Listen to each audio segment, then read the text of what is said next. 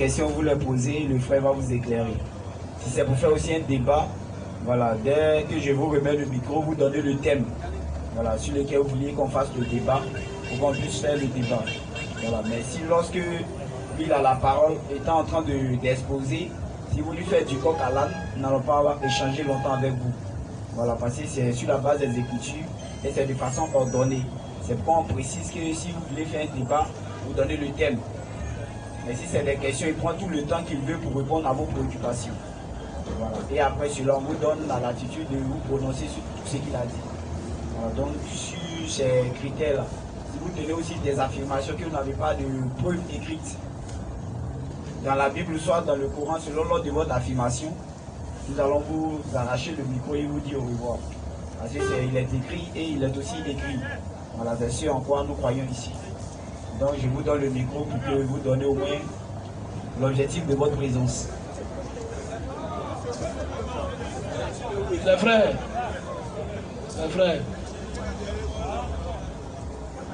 frères, c'est un désordre.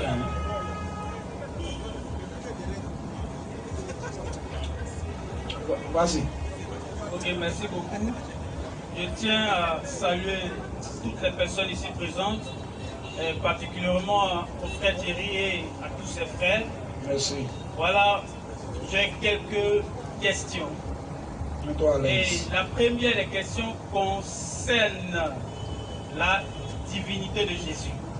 Et tout à l'heure, vous avez spécialement juste brossé quelque chose en disant: celui qui ne croit pas que Jésus soit Dieu, il est maudit. Très maudit.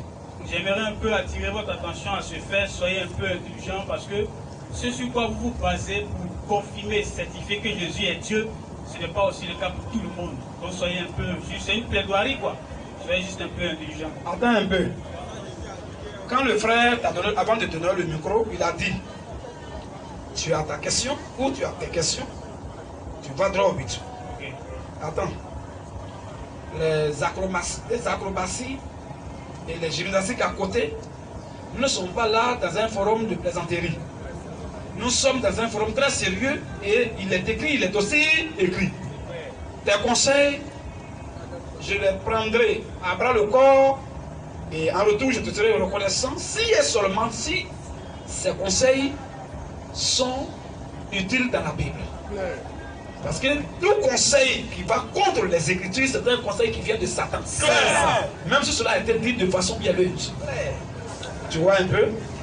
Quand tu dis que nous on dit que ceux qui disent qu'ils ne croient pas à la divinité de Jésus, qu'ils sont maudits, que nous on devait être indulgents envers eux, je vois vraiment Matthieu 4:4. Je vois Satan à mes pieds. Pas toi, hein? Mais ce que tu dis maintenant, Jésus un jour a dit à Simon Pierre: arrière de moi Satan.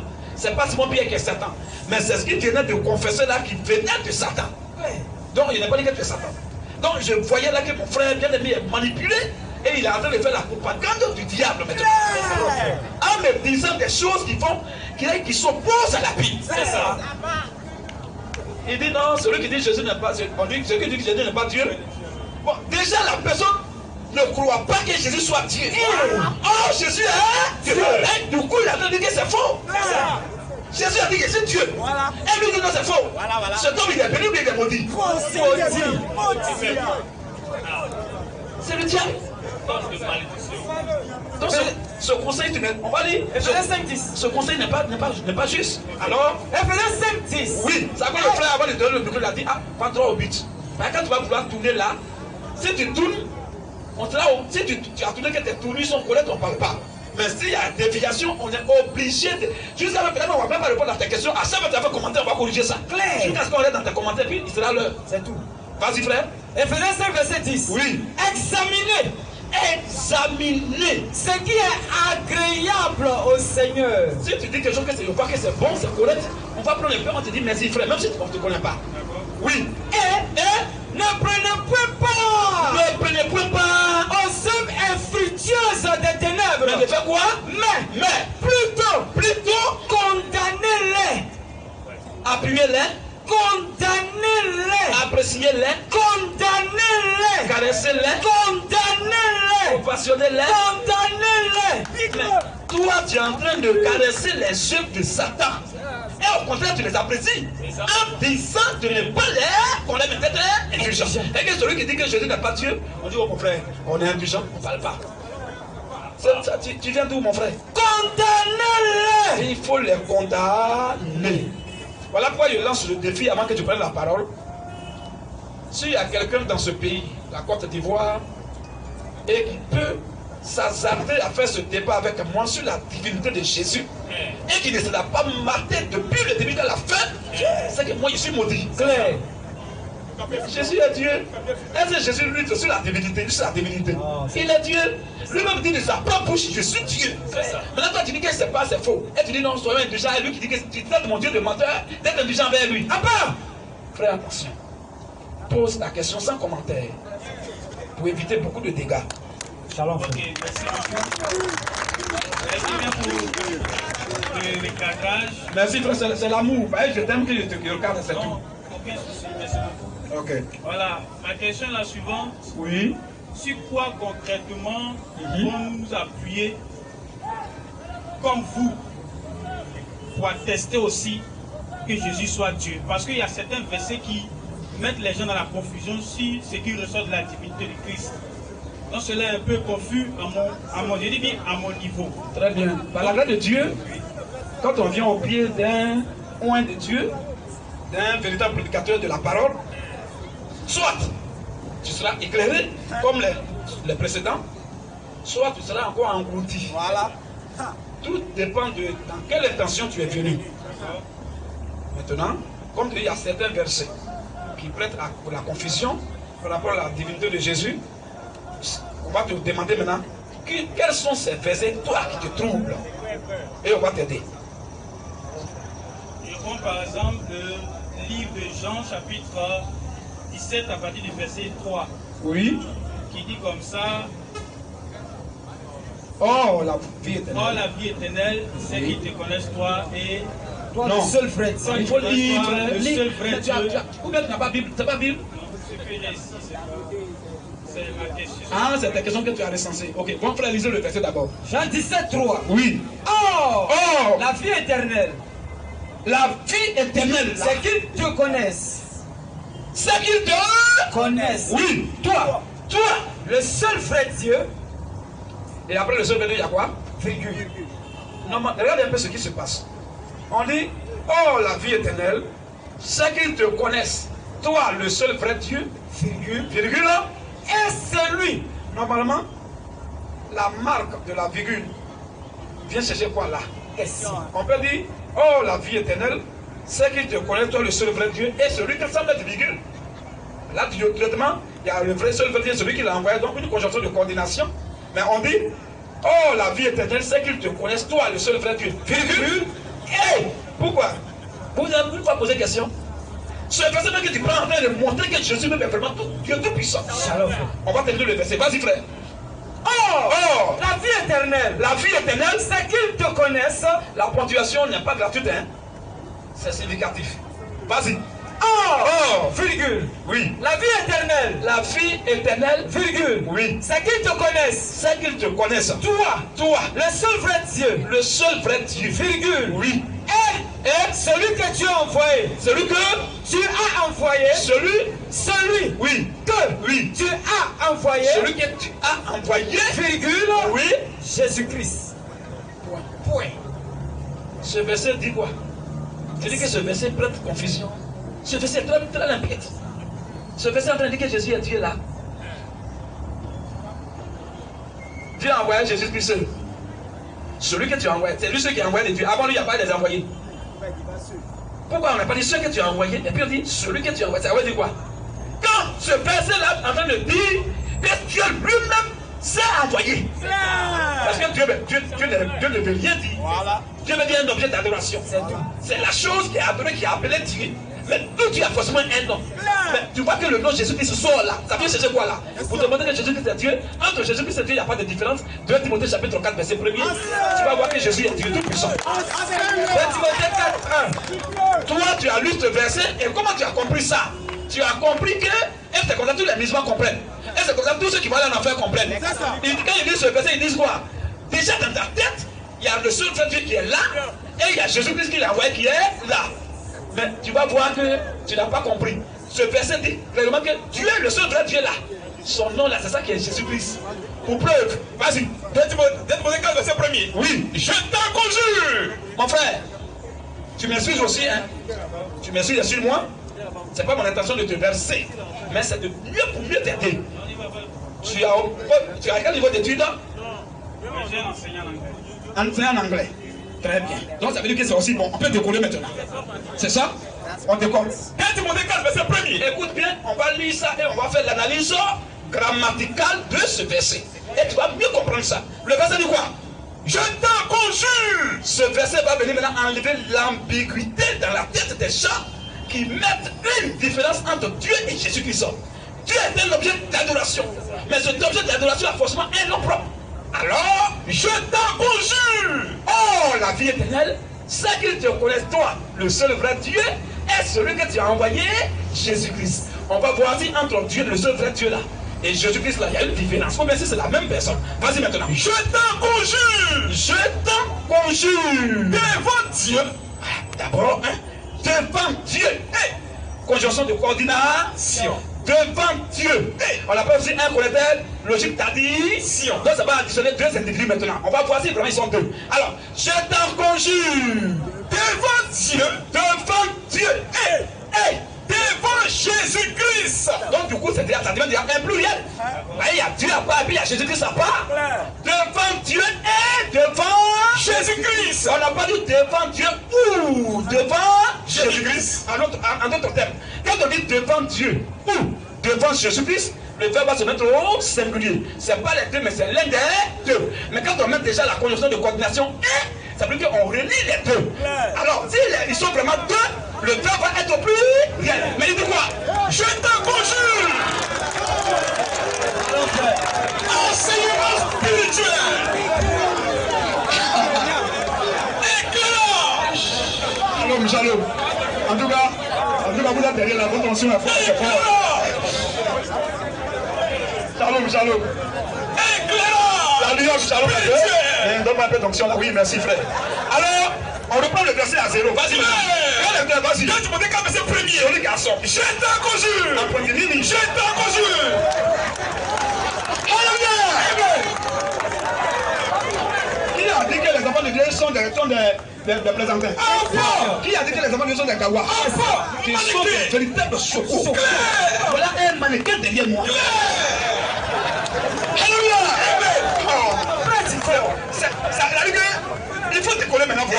Décolle. Toi, tu peux décoller verset premier. Toi, tu peux décoller verset premier. Est-ce qu'on pose la question maintenant? Est-ce qu'entre Jésus-Christ et Dieu, il y a une différence? Est-ce que c'est deux personnes distinctes? Est-ce que c'est deux personnes différentes? Ou bien Jésus-Christ, c'est le nom de Dieu. Amen. La Bible va nous éclairer. Alors, vas-y un peu, frère. Je t'en conjure. Je t'en conjure. Devant Dieu.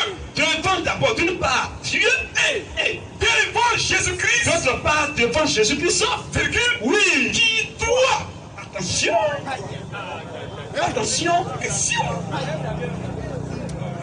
Je t'en conjure devant russophone et devant le modérateur. On va dire qu'ils doivent. On va pas dire qu'ils doivent. On n'a même pas dit où. Si c'est où, c'est que c'est l'un de nous deux. Mais quand on dit est déjà, c'est ça qu'on appelle connecter le logique d'addition là. Avant de devenir professeur d'anglais, d'abord tu es passé par français. Toujours. C'est important. Amen. Alléluia. Amen. Vas-y un peu voir. Je t'en conjure. Comme aujourd'hui nous ne sommes pas venus à parler de nous, on parle de Jésus. Sinon anglais aussi. On va rentrer dedans un peu. Voilà. Pour là, on va aller tout seul. Mais vas-y un peu, frère. Je t'en conjure. Je t'en conjure. Devant Dieu. Devant Dieu. Devant Jésus-Christ. Devant Jésus-Christ aussi. Virgule. Oui. Qui doit juger. Pas qui doit. Pour lui qu'il s'agit de deux personnes là. Mais qui doit juger. Les vivants. Les vivants. Et les morts. C'est les morts. Virgule. Virgule. Continue un peu. Au nom de son apparition. Au nom de leur apparition. De son apparition. Au nom de leur apparition. De son apparition. On ne va dire au nom de leur apparition. Il y a Jésus-Christ et puis il y a Dieu là. Oh, la vie éternelle, c'est qui te connaît toi. Le seul vrai Dieu est celui que tu as envoyé, Jésus-Christ. Donc s'ils étaient différents, on allait dire au nom de leur apparition. Mais bizarrement, on dit au nom de son Alors, entre Dieu et Jésus, qui va apparaître alors? Question. Ça veut dire que Jésus et Dieu, c'est la même personne là. Alors, on va donner quoi? Au nom de son apparition. Au nom pas de l'heure, mais de son apparition et de son royaume. Et non de leur royaume, mais de son royaume. Là, qui a dit dans la Bible que je reviens bientôt et tout le monde me verra? Qui a dit à Pilate que mon royaume n'est pas de ce monde? Question. Le nom de Dieu, c'est Jésus-Christ. Amen. Éphésiens 4, 5, 6. On va voir le verbe au singulier, parlant de conjonction de coordination. Alors, vas-y un peu, frère. Éphésiens 4, 5, 6. Oui. Il y a un seul Seigneur. Il y a un seul Seigneur. Une seule foi. Une seule foi. Un seul baptême. Un seul baptême. Un seul Dieu. Il n'y a pas deux dieux. Un seul Donc Dieu. Jésus-Christ et Dieu ne sont pas deux personnes. Mais en réalité, Jésus-Christ est le nom de Dieu. Le seul vrai Dieu, là, son nom, c'est Jésus-Christ. Alors, vas-y un peu. Un seul Dieu. Un seul Dieu. Attention, en langue française, quand on dit un seul Dieu, puis on dit un Dieu, c'est différent. Un seul, c'est pour moi quoi? L'absolu. En dehors de lui, il n'y a pas de Dieu. C'est pas possible. On dit un seul Dieu. Un homme et puis un seul homme, c'est différent. Continue un peu voir. Un seul Dieu. Un seul Dieu. Et Père de tous. Qui est le Père de tous. Virgule. Oh, c'est la musulman. Allah n'est pas Père. Donc, les musulmans ne sont pas comptés ici. Ils n'ont pas cet héritage. Mais Allah est le chef des esclaves. Selon le Coran lui-même. Mais là, notre Dieu est notre Père. C'est notre papa. Entre lui, c'est nous.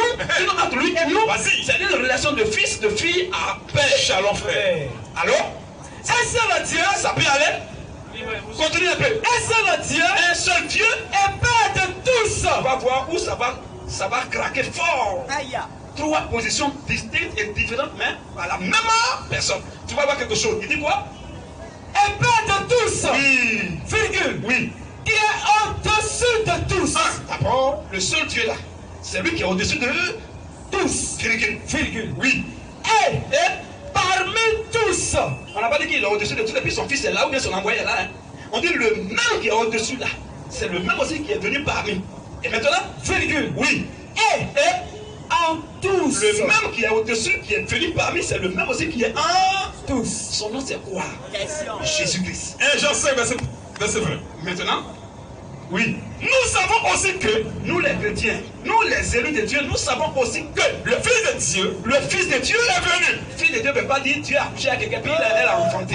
Cela veut dire simplement, lorsque Dieu lui-même, dans la position de Père, se dépouille pour prendre la position de Fils pour venir sur la terre. C'est cette position qu'on appelle Fils de Dieu. Quand il dit mon père, il parle de sa dimension dans laquelle il est quitté pour venir sur la terre.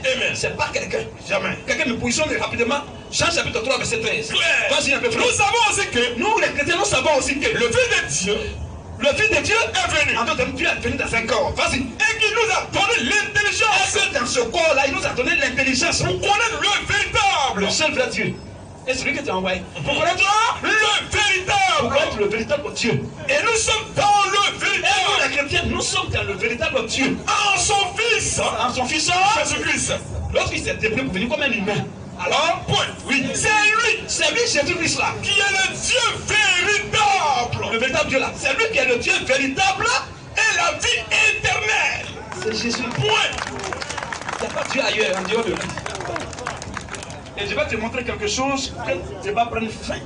Une fois de bon. Nous croyons que Dieu a un seul nom. Mais il a plusieurs attributs, frères et sœurs. Quand la parole de Dieu est passée, il faut que les corbeaux se manifestent. Et quand c'est comme ça, c'est bon. C'est là on sait que vraiment ce qu'on est en train de pénétrer maintenant. Sinon, si on est en train de pénétrer, c'est comme au cimetière, c'est pas bon. Il faut qu'il y ait des petits démons qui vont crier dans la foule. Toujours. Jésus, dans son temps, il y avait ça aussi. Il faut que la foule soit divisée. C'est ça. Il faut que plein soit contre nous et un petit groupe soit d'accord avec ce que nous prêchons. Amen. C'est ça qui fait la beauté de l'évangile. Shalom. Alléluia. Amen. Un homme qui prête, que tout le monde l'acclame, c'est un possédé. Un véritable homme de Dieu, il faut qu'il y ait division dans la foule. Amen. Il faut que l'autre soit fâché. C'est ça. L'un soit maîtrise. Amen. Il faut qu'il t'insulte. C'est ça. On met une pause là. Chapitre 19. Très bien. Que le Seigneur te bénisse. Amen. Après l'évangélisation, au moins il y a te donné 2000 pour ton pain. Amen. Parce que c'est le verset le plan que tu as pris. L'esprit est un. On va voir quand Jésus prédisait, qu'est-ce qui s'est passé? On va pas dire là. Jean 10 à 19. Il eut de nouveau. Très bien. Il eut de nouveau. À cause de ses paroles. À cause de la prédication de Jésus. Division. Division. Parmi les Juifs. Acclamation. Division. Ovation. Division. Appréciation. Division. C'est-à-dire que tout le monde n'était pas d'accord quand Jésus prêche. Or, pourtant, la Bible dit que c'est lui qui est vrai. Et le Coran dit que c'est lui qui est vrai. Mais il prêche, normalement, tout le monde ne va pas acclamer le vrai. Bizarrement, il y a un groupe qui est d'accord, un groupe qui n'est pas d'accord. C'est ça un véritable prédicateur. Alors, plusieurs d'entre eux disaient. Comme il y a eu la division dans la foule, plusieurs ont commencé maintenant à dire quoi? Tout point. Oui. Il a un démon. Lui là c'est un menteur, il est possédé. Il ment. Lui là c'est un menteur qui est là. Oui. Il est fou. Donc lui là c'est un fou qui est là. Pourquoi? L'écoutez-vous. Pourquoi vous êtes arrêté là depuis vous l'écoutez? D'autres disaient. Des enfants de Satan qui se manifestent comme ça à l'égard de la véritable parole de Dieu. Mais là, il y a au moins un petit groupe qui est quand même enfant de Dieu dans la foule qui va dire quoi? D'autres disaient. Bon, voilà. Heureusement, il y a un petit moyen qui disait. Deux points. Oui. Ce ne sont pas les paroles d'un démoniaque. Mon ami, ceux qui sont en train d'insulter là, ce n'est pas des possédés, ils savent de quoi ils parlent. Hein? Un démon. Est-ce qu'il y a un démon? Peut-il ouvrir les yeux des aveugles? Peut prêcher la vérité pour que les écailles de nos yeux tombent et les bouchons de nos oreilles tombent? Ce n'est pas des possédés ça. Alors, celui qui traite un fils de Dieu de posséder ça, lui-même c'est un démon. Selon que si le Saint-Esprit il est en moi, qu'il est en toi, tu vas au moins être fier de ce que je dis. Mais si tu te poses à moi, c'est que celui qui est en moi est différent de celui qui est en toi. C'est à cause que Jésus prêchait, les apôtres prêchaient, et les pharisiens se levaient contre eux. Toujours. Les sadducéens se levaient contre eux. Toujours. Ils les insultaient. Toujours. C'est que l'esprit qui était dans les apôtres là est différent de celui qui est dans les pharisiens. C'est ça. Donc, restez serein. Quand il y a des gens qui insultent, qui se manifestent, soyez sereins. Il faut que ça soit comme ça, pour que chacun prenne sa dose pour aller dans son lieu. Direct. Continue maintenant. À ton verset là, quand tu disais. Nous savons aussi que le Fils de Dieu est venu. Fils de Dieu veut dire Dieu lui-même vient dans un corps. Nous savons aussi que Dieu lui-même est venu dans un corps. Et qu'il nous a donné l'intelligence. Et dans ce corps qu'il a emprunté, il nous a donné l'intelligence. Pour connaître le véritable. C'est à cause de ça dans Jean, on va parler ça, Luc 24, verset 45, quand Jésus est en train de parler, la Bible dit, il leur ouvrit l'esprit. Tu ne vas jamais voir un homme qui peut ouvrir l'esprit d'un autre homme. C'est Dieu qui le fait. Et Jésus là, et puis il ouvre l'esprit, pas même des plaisantins, mais des apôtres, des pères de la foi. Il ouvre leur esprit. L'esprit est invisible et insaisissable, on ne peut pas le toucher. Bon, avec quelqu'un il peut ouvrir l'esprit d'un humain. Si ce n'est pas Dieu lui-même qui fait ce travail. Or, quand on revient dans l'Ancien Testament, ça veut dire que c'est Dieu seul qui pouvait ouvrir l'esprit des champs, et c'est lui qui pouvait endurcir. Et c'est Dieu qui avait endurci, fermé le cœur de Pharaon. Mais Jésus est là, et il parle, et puis la Bible dit que c'est lui qui ouvre l'esprit des apôtres. Attends que qui lui ouvre l'esprit. Dieu ouvre l'esprit, lui ouvre l'esprit. Attends que qui?